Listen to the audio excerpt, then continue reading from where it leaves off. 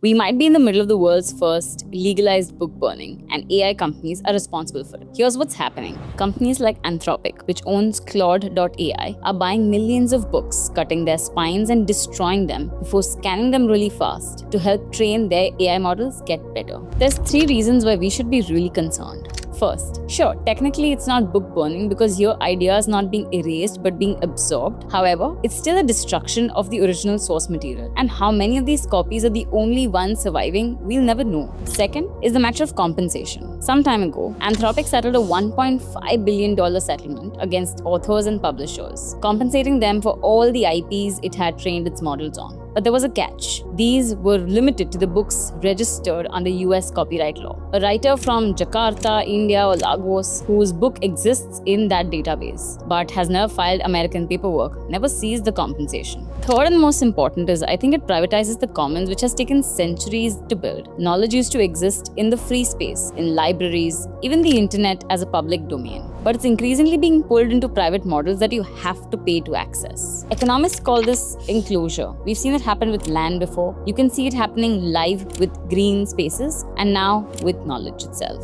I take back two things after reading that piece of news. One, countries have to catch up. AI companies must pay for what they use in terms of intellectual property, not just Americans, but across the world. And second, this is a personal opinion, but this has never been a better call to read and own your books. If you outsource your reading to someone else, you're also outsourcing your thinking. Something you own on that shelf, another person cannot destroy, a model cannot read it, summarize and spew it back to you. You retain your rights to think, and I think that's an important thing for the future. And personally, I'd say just start buying more books and reading. If you outsource actual reading to a company, you're also outsourcing how you think to them. Hi, I'm Prakriti. Follow me as I explore India's vast storytelling traditions through its books, languages, and films, and decode how technology affects all of it.